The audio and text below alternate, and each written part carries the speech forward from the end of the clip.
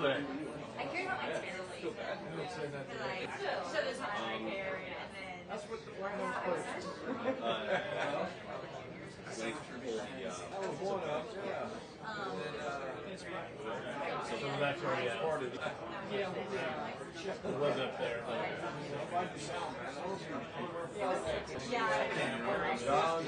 Oh no, I found out. I said, why is my phone pretty easy on my phone? I told you, Robert already crossed the side. I won't roll up right now.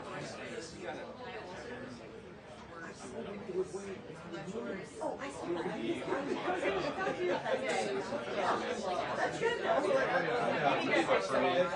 like as I told my daughter, downstairs.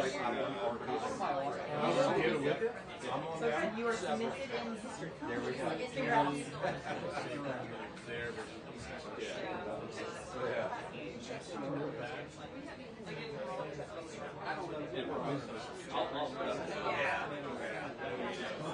Oh, about to turn 13 and 16. Oh, yeah.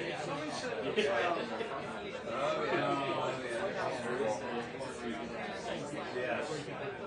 And attitude. They're good kids. They're good kids. yeah. I'm setting too much.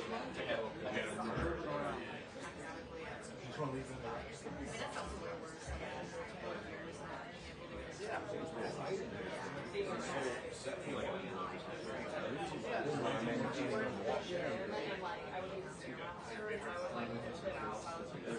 Well, I mean, that's what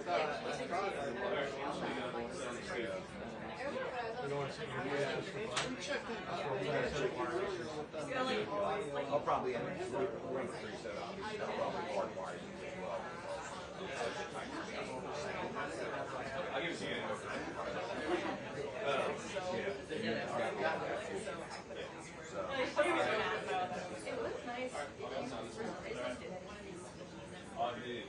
All right, my man.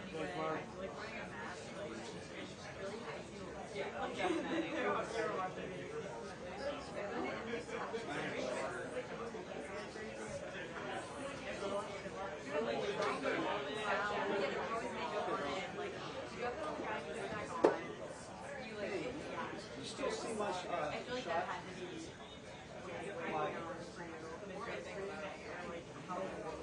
Can you see me moving around?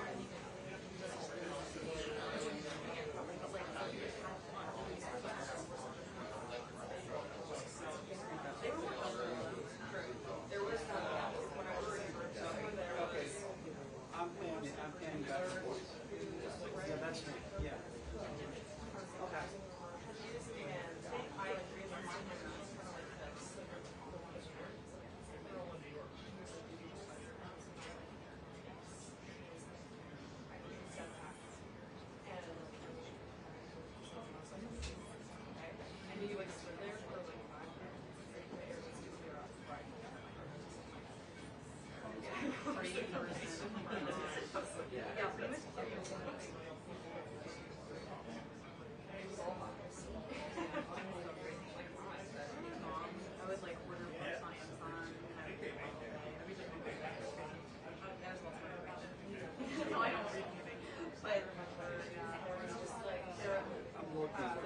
You don't see me?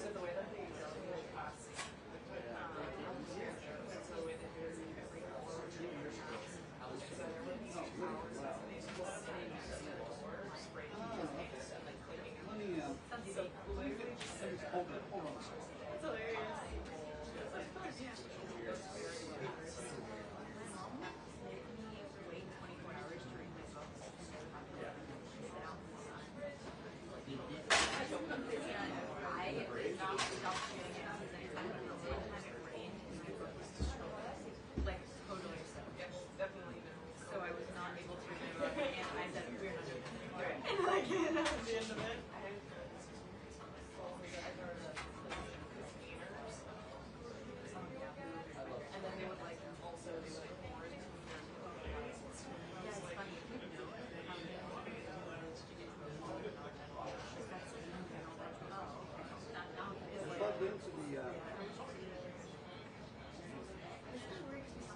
Plugged in to see this table on the touch. And like I remember hearing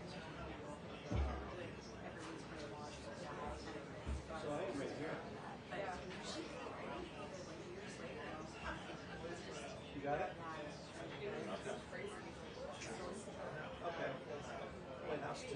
Okay. Okay. Should I call him just and tell him to roll or they move the roll early? Okay.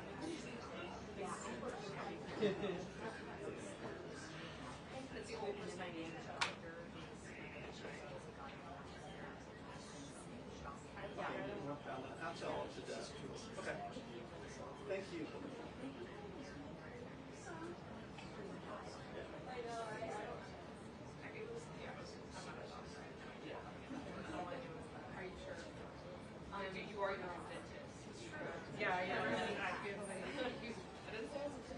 Hey, they had to switch stuff around. You went down 9.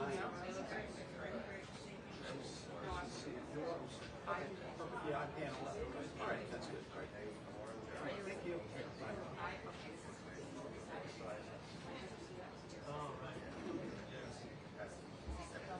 Double whammy. Trust me. It was right for you.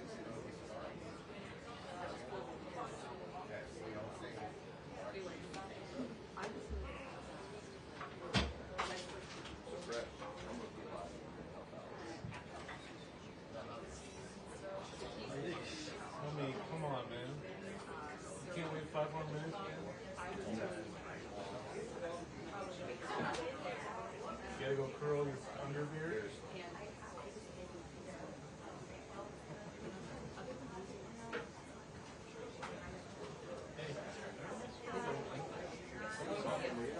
Alexandra Hoff, she requested you as her person.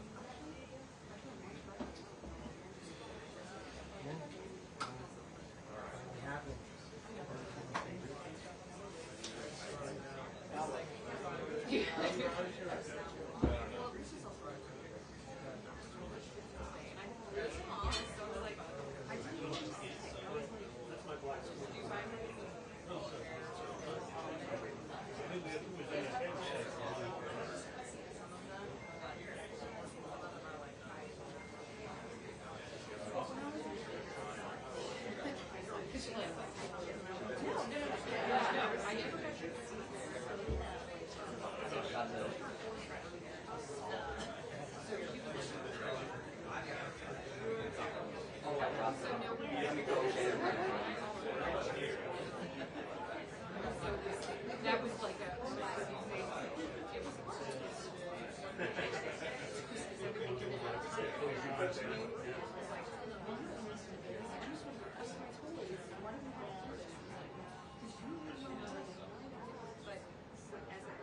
Yeah, this is right before the calling. Is my shout out to the quarterback?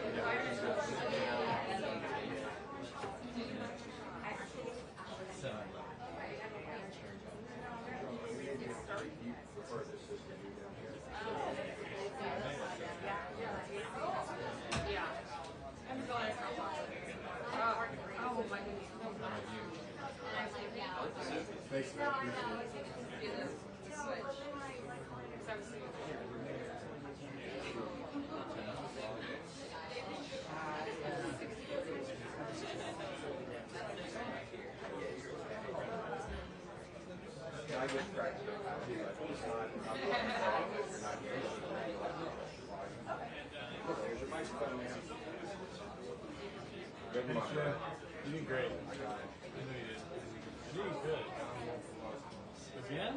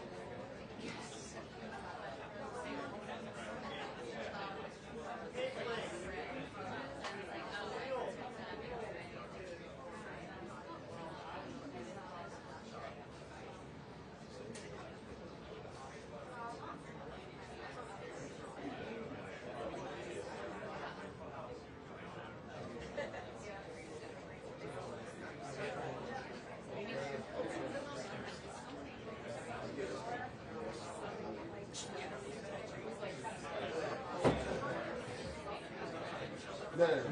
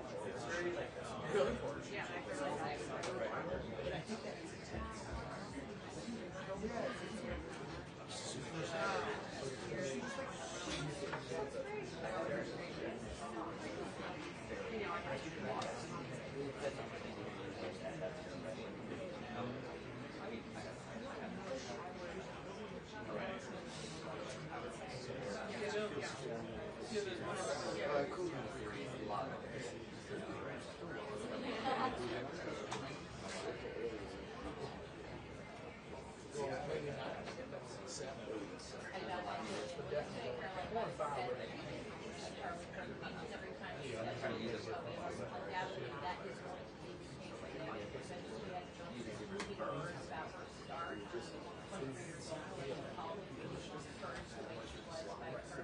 Now, 3 sisters preceded me her announcement that something out of the White House is going to be around 4 p.m. when the president is joined by Secretary Dr. Oz, Dr. Taria, they're all going to be there.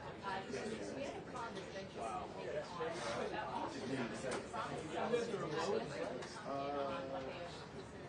Let me add that. I think somebody has. they say. And that would be currently that there's actually triple users of Tylenol for pregnancy and rising autism rates. This is, of course, going to be a very controversial initial conclusion of having two. It's going to shake up the medical industry in many ways. This says from the newspaper announcement today. But President Trump said that this needs to happen. We're calling this one of the largest. Yes, sir. They're about to come back. Speaking yesterday at the memorial, there's also some anticipation on a drug that could potentially treat autism that the White House is considering looking into and pushing more into this. It's a drug that's a byproduct of folic acid, a different form of it. It's really cheap and it's been found to help young kids who are suffering with autism. And so there's some issues. So that's really promising. A lot of people awaiting that announcement. Of course, President Trump is scheduled to speak at the U.S. General Assembly meeting tomorrow. The focus there likely to be on certain countries recognizing the Palestinian state. That is something that President Trump likely is not going to talk about. Hey, can you check that? That's better. This is not home. Can you check that?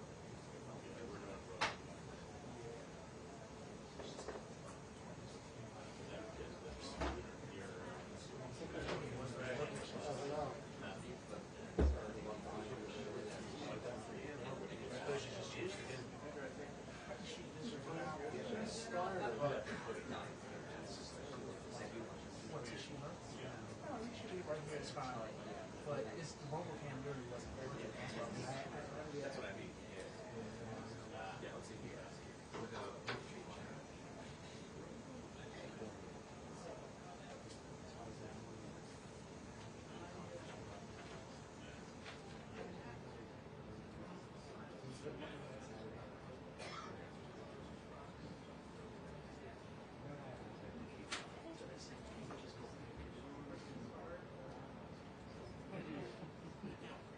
That's for what it's worth.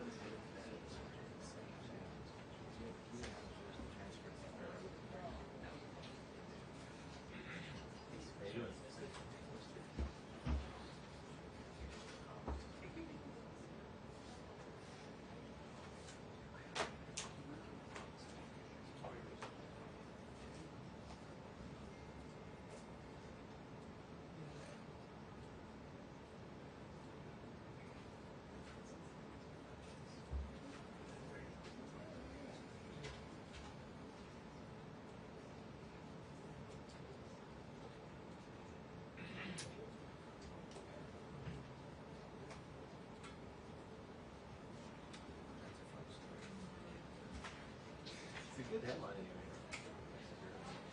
You just looked at this.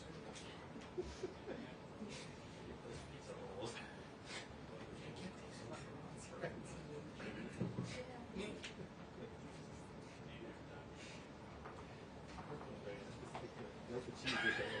I like the wine. I like it.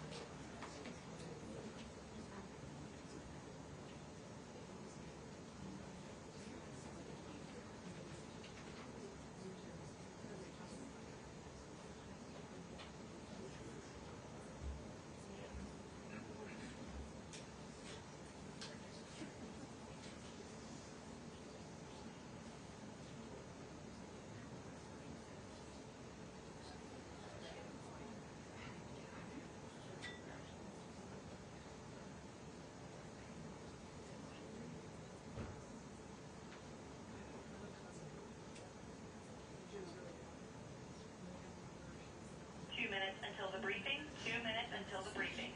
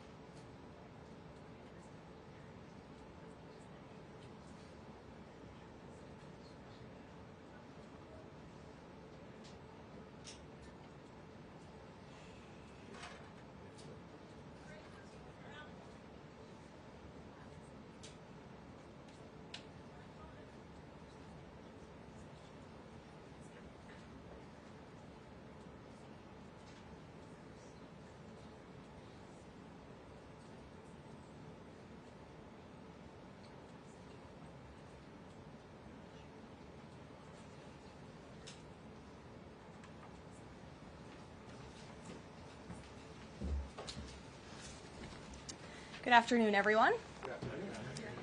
Happy Monday. Good to see all of you here. I want to start with a preview of President Trump's very busy schedule for the week.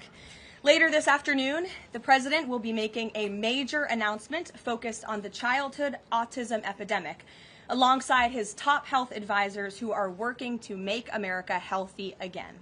This will be a powerful display of how the entire Trump administration is committed to addressing root causes of chronic conditions and diseases embracing full transparency in government, and championing gold standard science. Tonight, the president will depart to New York City ahead of the 80th session of the United Nations General Assembly. He will be joined in New York City by the First Lady. Tomorrow morning, President Trump will deliver a major speech touting the renewal of American strength around the world, his historic accomplishments in just 8 months, including the ending of 7 global wars and conflicts. The president will also touch upon how globalist institutions have significantly decayed the world order, and he will articulate his straightforward and constructive vision for the world. The president will also be hosting bilateral meetings with the UN Secretary General and the leaders of Ukraine, Argentina, and the European Union. The president will also later in the day hold a multilateral meeting with Qatar, the Kingdom of Saudi Arabia, Indonesia, Turkey, Pakistan, Egypt, the UAE, and Jordan. After these important meetings, the president will attend a reception tomorrow night with more than 100 world leaders before returning to Washington, D.C. On Thursday here at the White House, President Trump will welcome President Erdogan of Turkey for a bilateral meeting. And on Friday, the president will travel to Long Island for the Ryder Cup golf match between the United States and Europe. This event is one of the greatest sporting events in the world, and it would not be taking place this year without President Trump's help. President Trump signed an executive order last week preventing a strike that would have crippled the New York City area ahead of the tournament, and at the request of the 5 labor unions who all represent workers on the Long Island Railroad. One of the greatest golfers in the world, Bryson DeChambeau, praised the president's critical intervention, saying, quote, "When the possibility of a strike threatened to disrupt transportation and attendance, President Trump stepped up and took the action needed to protect this world-class competition. Thanks to President Trump's decisive leadership, the Ryder Cup experience will be everything fans and the golf community deserve." Again, that's a quote from the great golfer Bryson DeChambeau. Now let's all hope the American Ryder Cup team can take home the trophy. In other news, positive economic data continues to pour in. Brand new polling shows that Americans' faith in the economy and the direction of the nation is back on track and shooting even higher. Home ownership is more affordable, with mortgage rates dropping to a 3-year low. For new home buyers, this represents a $250 decline in your monthly mortgage payment, or nearly $3,000 a year. And President Trump has made it very clear he wants to continue to see mortgage rates decline to a record low, just like they did in his first term. Thanks to President Trump's unleashing energy dominance, gas prices are dropping, and Americans are spending the smallest share of their disposable income on gasoline since 2005. Additionally, the annual cost to own and operate a new vehicle is down by nearly 6% over the last year. Americans are earning more and they are spending more than ever before. After inflation outpaced for 26 straight months under Joe Biden, real wages have increased nearly every month since President Trump took office, with wages for blue-collar workers rising at the fastest rate in 6 decades. Retail sales are also booming, up 5% over last year, and the stock market is booming, and Americans' retirement accounts continue to do well, with the Dow, S&P 500, and NASDAQ all hitting new record highs. In fact, the S&P 500 is up nearly 15%, and the NASDAQ is up more than 21% since Election Day. As part of President Trump's mission to restore America as the manufacturing superpower of the world, he has secured nearly $9 trillion in U.S. investment, nearly 9 times more than Biden attracted in his entire 4-year term, and we expect that number to be upwards of $15 trillion very soon. We're already seeing the initial economic benefits of these investments, with industrial production recently rising to an all-time high. President Trump built the greatest economy in the history of the world in his first term, and we are witnessing him do it all over again. Now, before I open it up to questions, I do want to speak on the heinous political assassination of Charlie Kirk. As President Trump powerfully stated yesterday, this assassination was an attack on everything that makes the United States of America the greatest country on earth. But that attack has completely failed. The heartwarming response from the overwhelming majority of the American people over the past 2 weeks is all of the proof that you need. The assassin who took Charlie's life can destroy flesh and blood, but he can never destroy the values that Charlie stood for. All across the country, millions of Americans have prayed, hosted vigils, attended church services, became politically engaged for the first time, and honored the legacy of Charlie and the ideals he died speaking for. The beautiful memorial service attended by President Trump and 100,000 great Americans in State Farm Stadium yesterday was just the latest example. And Erica Kirk's mercy was one of the greatest acts of grace this world has ever seen. May God continue to watch over Erica and their beautiful children. Unfortunately, there have been some jarring exceptions to this unity. This past Friday, 58 House Democrats voted no, and 38 voted present on a resolution that simply stated, condemning in the strongest possible terms the assassination of Charles James Kirk and all forms of political violence. There were no strings attached to this vote. This was a simple gesture of human decency to denounce political violence. I wish I could say that this was only a fringe group, but 96 votes is nearly half of the entire House Democrat caucus. And they didn't just vote against this basic resolution condemning political violence. A number of those same Democrats took to the House floor to smear Charlie Kirk's name. The man wasn't even buried yet, and Democrat members of Congress were denigrating his memory on the floor of the House of Representatives. This was truly a sad moment and a clear reflection of how radical the Democrat Party has become. Many Democrats in elective office have now been totally captured by a radical fringe of the far-left base who want to dehumanize every person they disagree with. We must continue to call this wickedness out. It's the only way that our nation can heal.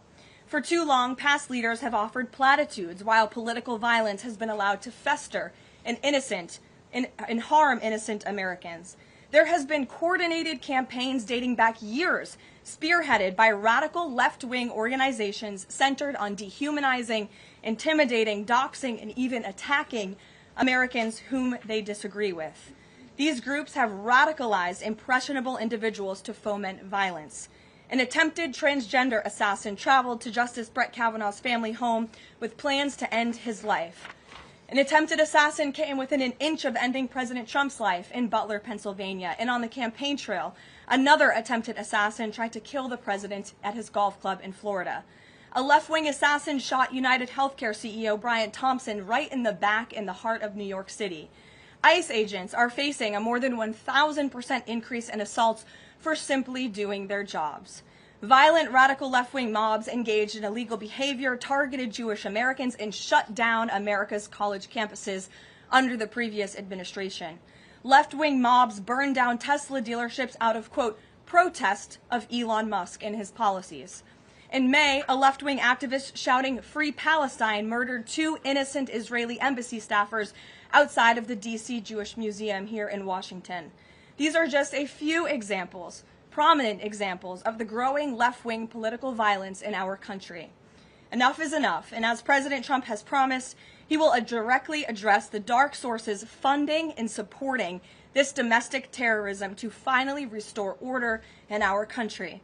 The American people can expect further, very strong action on this very soon. Everyone, Republican, Democrat, everyone in between, we all deserve to live in a country where we do not have to fear for our lives simply for stating what we believe in. With that, I will take your question. In today's new media seat, we have Monica Page, who is the White House correspondent for Turning Point USA's news organization, on the front lines. Monica, thank you for being here. We're so sorry for the loss of Charlie. I know you work for him, you were very close to him, and we appreciate your being in the new media seat and also your commitment to covering the White House. You are here every day, just like the rest of everyone in this room, so why don't you kick us off today? Thank you so much, Caroline. I don't think you realize how much it means to me to be here in this seat, especially on behalf of Turning Point USA and Frontlines. We greatly appreciate it. We also greatly appreciate the outpouring of support and just the really kind words that we heard yesterday at the memorial service. That means more to us than I don't think anybody ever knows. And even the global support that we're seeing for Charlie has been overwhelming, and it doesn't go unnoticed. So thank you so much. I have 3 questions, if I may, on the horrific murder of Charlie Kirk. Government and local officials said that Antifa inscriptions were engraved in these bullet casings that killed Charlie Kirk. It appears to be a trend, especially after what we saw in the Annunciation Church shooting, Catholic church shooting. Additionally, Stephen Miller recently commented on the rise in this kind of violence, saying there is a domestic terrorist movement growing in this country. The president is designating Antifa as a domestic terrorist organization. I'm wondering, what is the approach to holding these people accountable, just to ensure that violence like this just is eradicated moving forward? Sure. Well, Antifa is going to be designated a domestic terrorist organization. The president intends to sign that executive order very soon as it's drafted, as soon as today, later this afternoon. And this is something the president campaigned on, because we have seen a rise in violence perpetuated by Antifa radical people across this country who subscribe to this group. And unfortunately, it's gone widely uncovered by many in the legacy media. It also went completely ignored by the previous administration. Not anymore. Not only, as you mentioned, were the bullet casings subscribed with Antifa mottos, if you will, in the heinous assassination of Charlie, but there have also been more examples than I could read off for you here in this briefing room today of violence from Antifa. I will just read a few. In July 2025, several members of an Antifa cell ambushed and opened fire on officers at an ICE facility in Alvarado, Texas, shooting one officer in the neck. Also in July 2025, 3 Antifa members were charged with assaulting a police officer during a violent riot outside an ICE facility in Portland, which for weeks prior had been under siege from the local Antifa terror cell. In February 2024, a transgender Antifa terrorist detonated an explosive device outside of the office of the Republican Attorney General of Alabama. In July 2023, Antifa members linked to abortionist group Jane's Revenge firebombed pro-life facilities and vandalized churches. In January 2022, a suspected Antifa member was arrested for bringing a pipe bomb to a pro-Trump event. In January 2021, an Antifa supporter threatened to shoot police officers and Trump supporters outside of the Florida State Capitol building. Again, I could continue to list many more examples for those in the room who don't believe this is a serious threat to American safety and our national security, but this administration knows that it is. That's why the president will be signing this order. And we will also be, most importantly, looking at who is funding Antifa and who is funding these other violent left-wing groups that we've seen perpetuate so much crime and mayhem across our country. Thank you. And Charlie Kirk died exercising his First Amendment right, willingly debating, conversing with everybody and anybody. That was what he did. So what message does this White House have now to all Americans who feel like they are too afraid to express their beliefs, their values, their morals in the wake of such horrific violence? I think the president has answered this, and I will leave it to his response, Monica, where he so beautifully said, we have to keep fighting. We have to keep speaking up. We have to keep speaking our mind. I know that's what Charlie would want us to do, and we have a right to free speech in this country. The president supports it. It is protected by our beautiful Constitution, and Americans should not cower in fear. They should rise up in courage to continue speaking the truth. And to end on a lighter note, Karoline, I'd love to know what your favorite memory of Charlie is. Sure. Charlie was a great guy, and he was, of course, a very influential person in the conservative movement, in the MAGA movement. He was so helpful to the president during the campaign and to all of us who worked on that campaign, that historic campaign. I myself had many great memories going on Charlie's amazing podcast and his show. He was always willing to text people with words of encouragement. In fact, my last text exchange with him was the day before he died, and he was asking for my husband and I's address to send a children's book to our son. And I think that just speaks to the type of person that he was. And I know so many of us here at the White House are going to miss him very much. Thank you, Karoline. Thank you. Gabe. Caroline, thank you. Regarding the autism announcement, Sure. Why now? Does the administration have new data that hasn't been published previously showing a possible link between acetaminophen and autism? I know there's been many reports about what this announcement at 4 o'clock will be, Gabe. The president is very excited about this. I don't want to scoop the president of the United States and our Secretary of Health and Human Services, but what I can assure you is that Robert F. Kennedy and the incredible health team that this president has put together are really viewing things in a much different lens. And they are paying attention to studies and the gold standard of science and research that many in this city for far too long have turned a blind eye to. So I think Americans are going to be enlightened and proud of what they hear later this afternoon, but I won't get ahead of the president on exactly what that announcement entails. On a different topic, going back to the president's social media post from over the weekend, regarding the DOJ and his seeming frustration that they hadn't taken action quickly enough. I want to point to something that the president said during his inaugural address. Never again will the immense power of the state be weaponized to persecute political opponents. We will not allow that to happen. Is the president going back on his promise? No. In fact, the president is fulfilling his promise to restore a Department of Justice that demands accountability.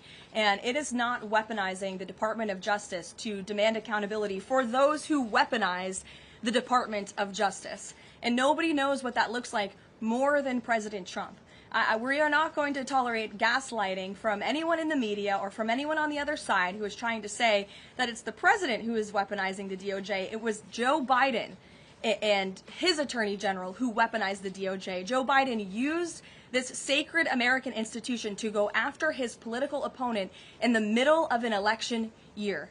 And you look at people like Adam Schiff and like James Comey and like Letitia James, who the president is rightfully frustrated. He wants accountability for these corrupt fraudsters who abused their power, who abused their oath of office to target the former president and then candidate for the highest office in the land.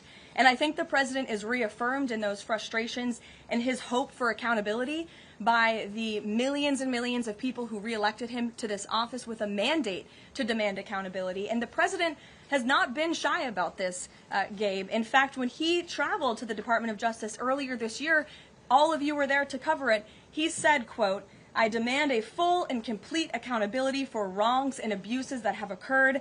The American people gave a mandate to investigate and root the corruption out of our system," and that's what the president wants to see done.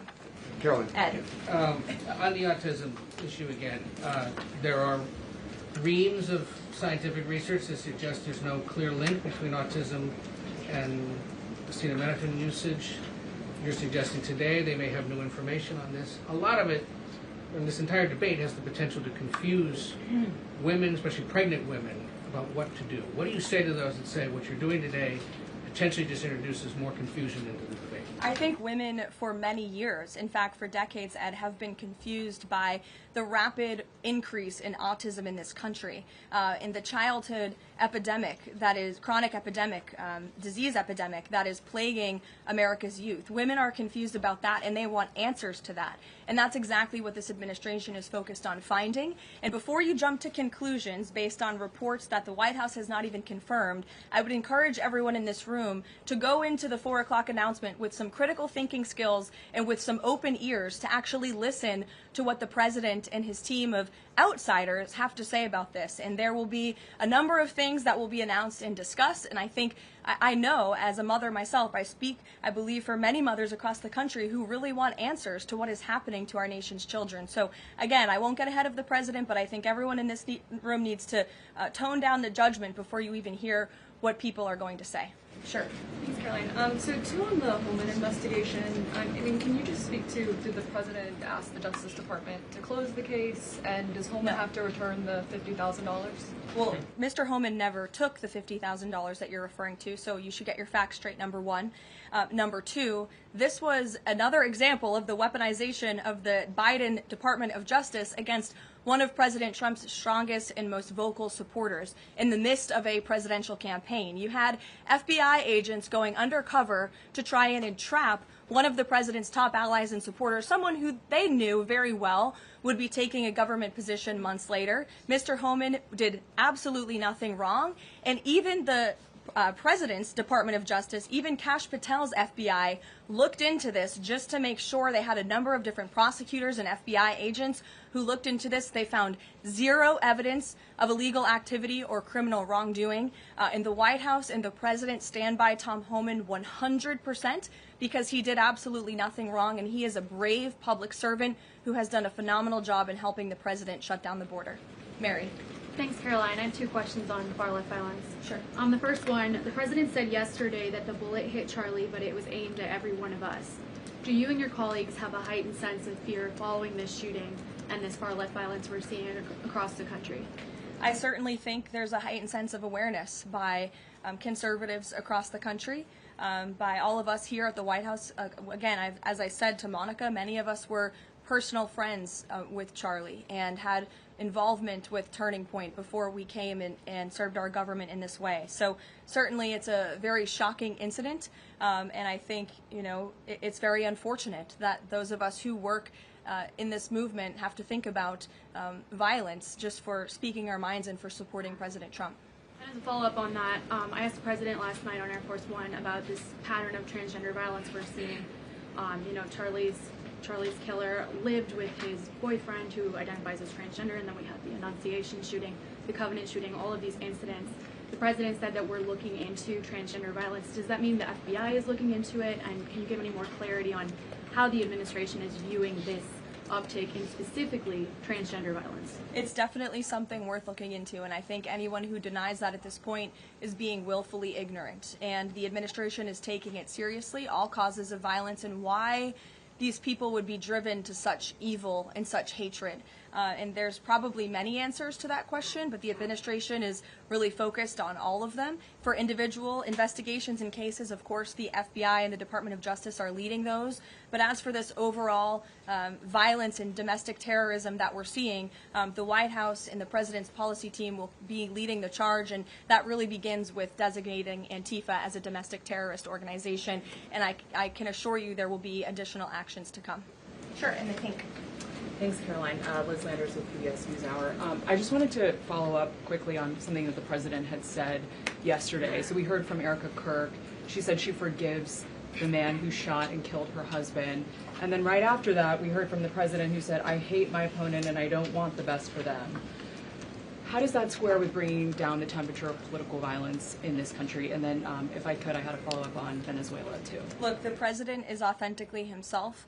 I think that's why millions of Americans across the country love him and support him, including Erica Kirk, who you saw so beautifully was on stage with the president in an unthinkable moment, in the midst of an unthinkable tragedy, and was leaning on the president for support during that time. And he was there to give it to her, as well as the vice president and many other top-ranking cabinet officials. Kayla. Thanks, Caroline. On TikTok, the deal. How much is the deal? And if you can't give an exact number to how much the deal is, when can we expect to learn how much the deal is being valued at? And then separately, who are the members involved in the deal? Like, can you share any more details there? So I don't have a specific number for you, nor am I going to confirm the specific individuals and entities in the deal, Kayla, but I do have several details I'm happy to run through for all of you, and the president will be signing the deal, the official deal, later this week at some point. Under the terms of this deal, TikTok will be owned by a majority of American investors and controlled by a board of directors with extensive national security and cybersecurity credentials. In partnership with the U.S. government, Oracle will serve as TikTok's trusted security provider, and they will independently monitor the safety and data security of all U.S. user data on TikTok's platform. Americans' data will be stored securely in the United States without access from China. All U.S. user data will be stored on servers operated by Oracle in the United States, protected from surveillance or interference by foreign adversaries. And the algorithm, I know this is a question many of you have had, will be secured, retrained, and operated in the United States outside of ByteDance's control. And TikTok will remain globally interoperable, meaning TikTok users in the U.S. will be able to see videos posted by users in other countries and vice versa. While I don't have a number on the specific deal, we do expect that thanks to the president's leadership and the securement of this historic deal, businesses using TikTok will generate as much as $178 billion in economic activity within the U.S. over the next 4 years. So this is great news, not just for the millions of American youth who use TikTok. Their data will be safe and secure with this new deal. They'll continue to use this very fun app. But it's also great news for all of the small business owners who have really been able to make a living off of the use of TikTok as well. And if I could just get one more as it relates to China, on crop prices with farmers, as there's still no official trade deal with China, farmers are getting a little bit antsy, navigating, prices being weak and not strong. How is the administration, thinking about farmers right now? Is there anything we can expect to see from the administration on, sort of bailing farmers out should prices continue to not work in their favor? Well, the administration is completely understands the anxiety of farmers. We're very much aware of this issue. It has been a part of our discussions, the trade team's discussions with their Chinese counterparts. As for any specific actions, I don't have any news on that for you today, but I can fully assure you the entire National Economic Council in this building, as well as our Secretary of Agriculture, Brooke Rollins, have been talking with the trade team about this. There's been many meetings on this, and they are on the ball, but I don't have anything specific for you today. Sure, Selena. Thanks, Caroline. But the case against Letitia James was extensively investigated for 5 months, and President Trump's handpicked Attorney General Eric Siebert could not find any evidence that he committed a crime. So is the president saying here it doesn't matter if there's a crime, he just wants his political enemies to be charged? Well, let me just walk you through Letitia James. Letitia James completely abused her oath of office. Letitia James was actively and openly engaged in lawfare. You talk about weaponizing the Department of Justice. What was Letitia James's campaign slogan? It was prosecute Donald Trump. She was saying she was going to prosecute Donald Trump before she even knew if Donald Trump committed a crime, which of course we did not. Those are not the words of a serious prosecutor. Those are the words of a corrupt politician who is abusing their power. She actively campaigned on that. She also led the witch hunt, the financial fraud investigation against President Trump and the Trump Organization, in an appeals court tossed that case out, a $500 million civil fraud penalty in August, which was another win for the president, and exonerated him of this witch hunt and showed that this is an individual who is corrupt and abused her oath of office. And we also have evidence of her mortgage fraud. An April report from a white-collar fraud investigator found that there was documented evidence that James engaged in a consistent pattern of financial and property disclosures that raise serious legal questions. But why won't the president accept the conclusions of his Justice Department to not bring charges against Letitia James? In fact, you had Bondi and Blanche, top DOJ leadership, who were against ousting Eric Siebert, who again was picked by President Trump. I just answered that question for you, and the president has every right to express how he feels about these people who literally campaigned on trying to put him in jail, who literally tried to ruin his life and ruin his businesses, and he wants to see accountability for those who abuse their office and abuse their power. And Letitia James absolutely did that, whether you want to admit it or not. Is that not retribution, though? Jeff, it's accountability. Thanks, Caroline. 2 foreign policy questions. President Putin has offered President Trump a 1-year extension of the most recent treaty limiting nuclear weapons. Does the White House have a reaction to that? Does the president want to accept that offer? And then one separate issue, just generally, what is the president's response or reaction to the number of countries this week who are planning to or have recognized a Palestinian state? 2 great questions, Jeff. To your first question about Russia, the president is aware of this offer extended by President Putin, and I'll let him comment on it later. I think it sounds pretty good, but he wants to make some comments on that himself, and I will let him do that. As for all of these Western nations that are recognizing a Palestinian state, the president has been very clear. He disagrees with this decision. He spoke about that in the UK, standing right next to his friend, Prime Minister Starmer, and he feels this does not do anything to release the hostages, which is the primary goal right now in Gaza, does nothing to end this conflict and bring this war to a close. And frankly, he believes it's a reward to Hamas. So he believes these decisions are just more talk and not enough action from some of our friends and allies. And I think you'll hear him talk about that tomorrow at the UN. Kristen. Thanks, Caroline. Just going back to this Letitia James story. What does President Trump plan to do if the Attorney General, Pam Bondi, tells him that there is not enough evidence to bring his political opponents' cases or to charge those cases? That's a hypothetical question, Kristen. That hasn't happened at this point.